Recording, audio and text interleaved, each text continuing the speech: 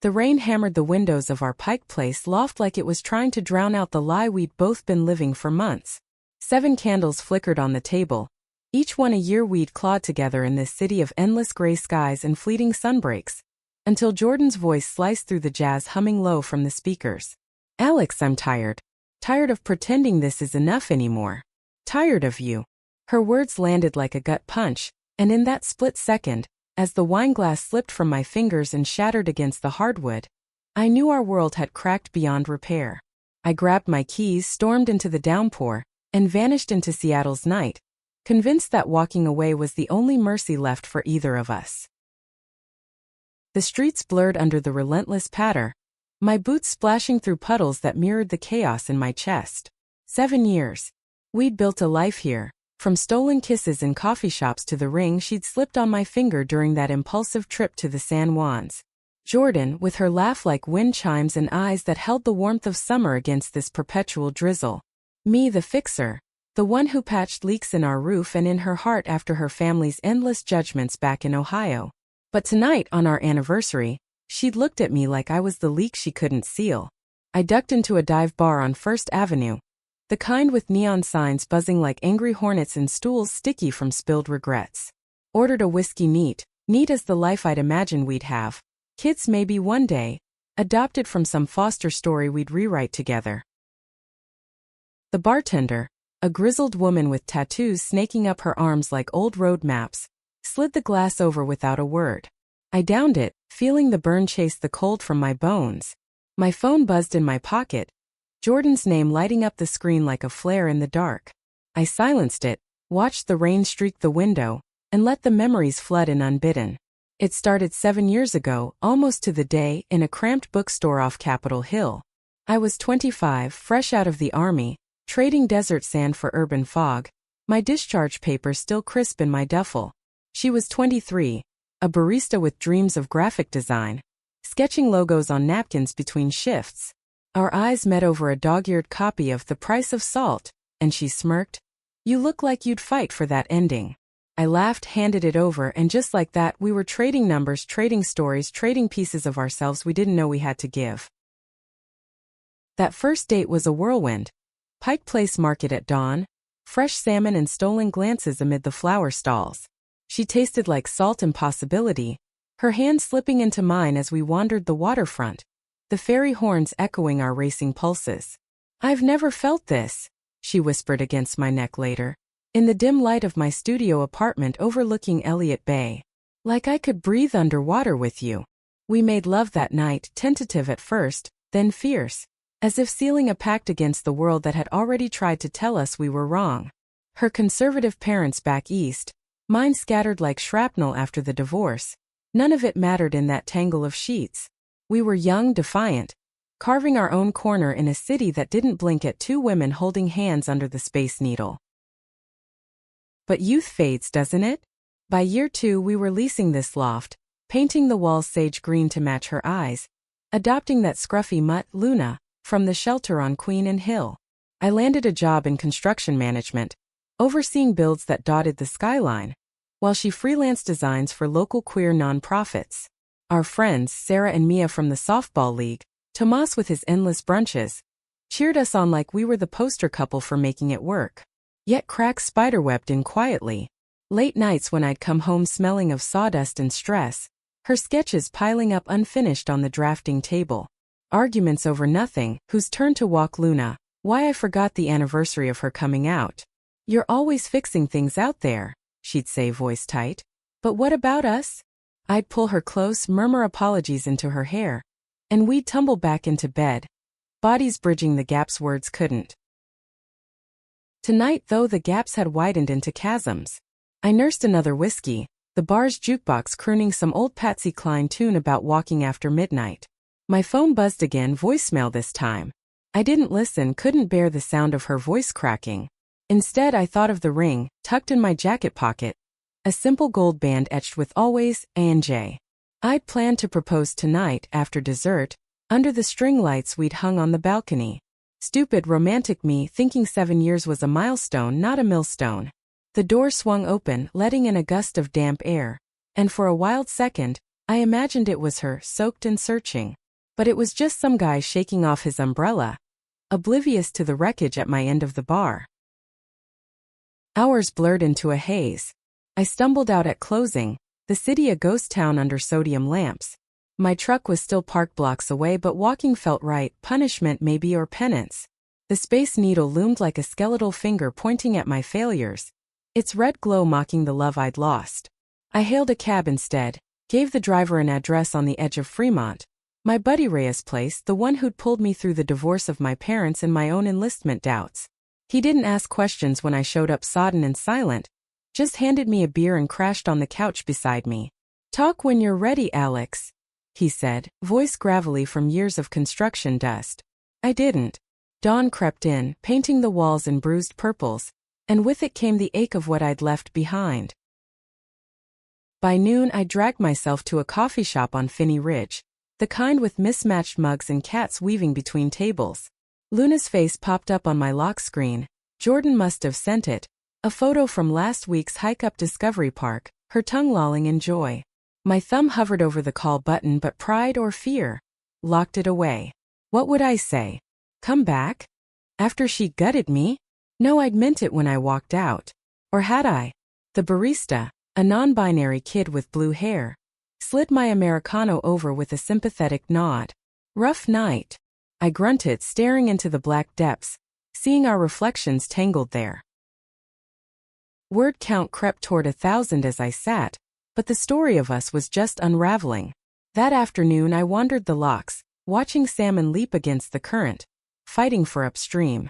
Like us, I thought, always swimming against the tide of expectations, of her family's Bible-thumping calls, of my own nightmares from tours overseas. We'd weathered it all. Her miscarriage scare 2 years in, the one that left us both hollow, my promotion that meant 80-hour weeks, leaving her alone with canvases and ghosts. Yet we'd emerged stronger, or so I'd believed. Now in the salt air, doubt gnawed. Was tiredness just code for done? I pulled out my phone finally and played the voicemail. Her voice trembled, soft as fog. "Alex, please. I didn't mean it like that. Come home. We need to talk." Simple words laced with the panic I'd heard only once before, when she'd come out to her folks and they hung up on her mid-sentence. I deleted it, pocketed the phone, and kept walking. Home was a directionless word now. The sun dipped low, gilding the water, and for the first time in hours I let myself cry. Not the ugly sobs, but quiet tears mixing with the spray from the spillway. 7 years deserved more than this fracture, but maybe fractures let the light in. As twilight settled, my resolve cracked. I flagged down an Uber, directed it back toward the loft. Not to beg, I told myself, just to pack a bag, get Luna, start fresh somewhere. But when the car pulled up to our building, lights glowed warm in the windows, and there she was on the balcony, wrapped in my old flannel, scanning the street like a lighthouse keeper. Our eyes met through the rain-streaked glass, and in that gaze the hook of our story pulled taut again. 7 years of pull and release, ready for the next twist. The elevator ride up was eternal, each ding a heartbeat echoing my dread. I stepped into the loft, the air thick with the scent of cooling wax and her lavender shampoo. Jordan turned from the balcony door, her eyes red-rimmed, curls frizzed from humidity. "You came back," she breathed, stepping forward, then halting as if afraid I'd bolt. Luna bounded over, tail wagging fury, oblivious to the rift. I knelt to scratch her ears, buying time, feeling the ring still heavy in my pocket like an anchor. "I came for my things," I said, voice steadier than I felt. "Lie. But it bought space." She nodded, too quick, and busied herself with clearing the table. Candle stubs, shards of glass swept into a dustpan. "Alex, last night. I panicked. The anniversary hit me hard. All these years and I feel like we're stuck, you know? Your job swallowing you. Me chasing deadlines that don't fill the quiet." Her words tumbled out, raw, and I saw it then, the exhaustion not just in her but mirroring mine. We collapsed onto the couch, Luna wedged between, a furry mediator. She leaned her head on my shoulder, tentative. "Remember that trip to the Olympics? Year 3, when we got lost on the trail and ended up at that hidden beach?" I did, the salt spray, her bikini top untied by wind, our laughter echoing off cliffs as we made sandcastles shaped like futures. We were invincible then. Her fingers traced my knuckles and heat bloomed where we touched, familiar as breath. But I pulled back, the hurt too fresh.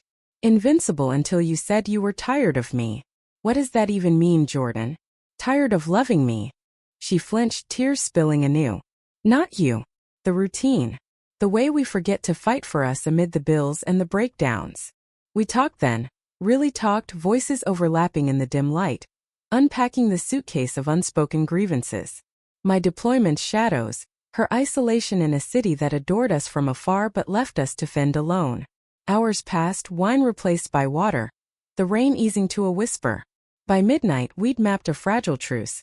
Counseling date nights enforced like law, me dialing back hours for her sketches and our dreams. But dawn brought clarity's cruel edge. I woke to her curled against me, breath steady and panic surged. Was this fixable or just delay? I slipped out, brewed coffee strong as resolve, and when she stirred I laid it bare. We try or we end it clean. Her eyes widened, then softened with that fierce love I'd fallen for. We try. For the 7 years and the 7 more. We sealed it with a kiss, tentative, then deepening, bodies remembering what words fumbled. Yet as we tangled in sheets, a shadow lingered. The real storm not outside, but the one we'd yet to fully weather. Weeks blurred into a tentative rhythm. I cut back to 60 hours, traded overtime for Tuesday walks along the Burke-Gilman Trail. Luna bounding ahead like she sensed the mending. Jordan's designs flowed freer, landing a gig with Seattle pride that lit her up like the 4th of July fireworks over Lake Union. Our friends noticed, teasing at brunches. You two glowing again? Spill. We'd laugh it off, but privately, the counseling sessions at that cozy office in Belltown peeled back layers. Her fear of fading into wife role, my armor forged in sand and silence. You're not just my partner, she'd say, holding my hand under the therapist's gaze. You're my mirror, showing me the brave parts one hide. Still kinks snagged. A weekend away to Leavenworth, Bavarian village charm against autumn leaves, turned tense when her phone buzzed with a call from home, her mother's voice, clipped, inquiring about that lifestyle with veiled barbs. Jordan hung up mid-sentence, storming to the inn's porch, and I found her there, staring at the Wenatchee River's rush. They'll never get it, she whispered. I wrapped arms around her, chin on her shoulder. Then we make our own family. Right here. That night under quilted covers we reclaimed each other, slow, deliberate whispers of I see you, amid gasps. Romance rekindled, but laced with the drama of doubts that whispered in quiet moments. November brought Thanksgiving, our first hosted in the loft. Sarah and Mia arrived with pies, Tomas with his famous empanadas, even Reyes towing his new girlfriend, a quiet artist from Tacoma. Laughter filled the space. Grace said over turkey with toasts to love that bends but doesn't break. Jordan caught my eye across the table, her smile a secret flame, and for a breath it felt whole. But as plates cleared she pulled me aside, voice low. I got an offer, 6 months in Portland, leading a design team for a queer youth center. Pride swelled, then twisted with fear. Distance. After we just stitched close? We argued that night, voices hushed to not wake Luna. It's temporary, she insisted, pacing the kitchen. A chance to grow, Alex. For us. I leaned against the counter, arms crossed like shields. And if it pulls us apart again? I'm tired of chasing shadows. The word tired hung, echo of that anniversary bomb. She stopped, eyes searching mine. Then we chased together. Weekend drives down I-5, calls every night. Compromise born of love, we agreed, her leaving in January, me visiting, our bond tested like steel and fire. Winter gripped Seattle, holidays a blur of lights strung on evergreens, and her hand in mine at the Wintergrass Festival. We danced to bluegrass fiddles in the armory, bodies swaying, her head on my chest as if listening to my heart's unsteady beat. Christmas morning amid wrapping paper carnage, I finally knelt, ring glinting in dawn light. 7 years in, infinite to go. Marry me. Tears, yes, a kiss that tasted of pine and promise. But as snow dusted the balcony, Portland loomed, a suspenseful horizon. January came swift, her U-Haul packed with easels and hopes. I helped load the last box, throat tight, Luna whining at our feet. At the state line she turned, pulling me into a hug that crushed air from lungs. This isn't goodbye. It's see you soon. I nodded, watching taillights fade south, the highway a ribbon of what-ifs. Alone in the loft, silence roared. Workdays dragged, builds rising like barriers to my thoughts. Nights I'd scroll her texts, photos of Powell's city of books, sketches of the Willamette under bridges, each a tether fraying yet holding. By February the distance gnawed. Calls grew clipped, her voice bright but edged with fatigue. The team's amazing but God, I miss your arms. I drive down weekends, the 5-hour trek through evergreens, a ritual of podcasts and playlists we curated. Joni Mitchell's ache mirroring ours. Portland welcomed with craft beers at brewpubs, stolen hours in her tiny studio apartment overlooking the Pearl District. We'd cook pasta, wine loosening tongues, bodies reconnecting in the narrow bed. You're my anchor, she'd murmur post-love, fingers tracing my scars from old wounds. But anchors dragged too, and I felt it, the pull of separate orbits. Spring thawed the chill, cherry blossoms rioting pink along the waterfront when I surprised her for her birthday. Dinner at screen door, fried chicken and her laughter bubbling over cornbread. Later, walking the East Bank Esplanade, she stopped under a lantern. Alex, this separation. It's showing me how deep you run in me. We made plans, her contract ending in June. Us hunting a place equidistant, maybe Vancouver, Washington, bridging worlds. Hope bloomed, romantic and resilient, but drama simmered in subtext. Her hesitations about family, my unspoken dread of loss. May's end brought the storm. A call at 2 a.m., her voice shattered. Mom's dying, Alex. Cancer. They want me home now. Ohio beckoned, a gravitational yank. I booked flights, held her through sobs on the airport shuttle. We'll face it together, I promised, but her eyes held shadows of old wounds. The funeral was a minefield. Stiff suits in pews, whispers behind hymnals, her father's hand on her shoulder like ownership. I stood sentinel, hand in hers, enduring glares that branded us sinners. In the graveyard's hush, under willows weeping, she broke. They see us as the curse. What if they're right? Back in Seattle, grief coiled tight. She withdrew, sketches abandoned, nights spent staring at ceilings. I tiptoed around the minefield, cooking her favorites, walking Luna till paws ached. Counseling resumed, virtual now, unpacking the toxic roots, her upbringing's chokehold versus our chosen freedom. Love isn't curse, the therapist urged. It's defiance. Slowly she surfaced, painting abstracts of fractured light, us piecing mosaics from shards. June arrived, her Portland gig wrapping with fanfare. A gallery show of her work, me flying down for the opening. Amid admirers she pulled me aside, eyes fierce. You're my defiance, Alex. Let's build from here. Summer hummed with possibility. We scouted spots, Bellingham with its bays and artist vibes, a compromise canvas. Moves orchestrated amid barbecues with friends, laughter healing gashes. August wedding plans sketched on napkins. Small on a San Juan ferry deck. Vows exchanged with Salish Sea as witness. But suspense lingered, her father's letter arriving, postmarked Cleveland, words of reluctant acceptance. If she chooses you, treat her right. Tears then release. Romance reignited in full. Hikes up Rattlesnake Ledge. Picnics where we'd feed each other strawberries. Bodies entwined under stars, whispering futures.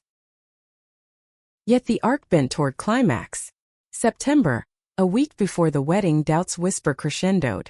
Rehearsal dinner at our loft, friends toasting, but Jordan's smile faltered. Later in bed she confessed.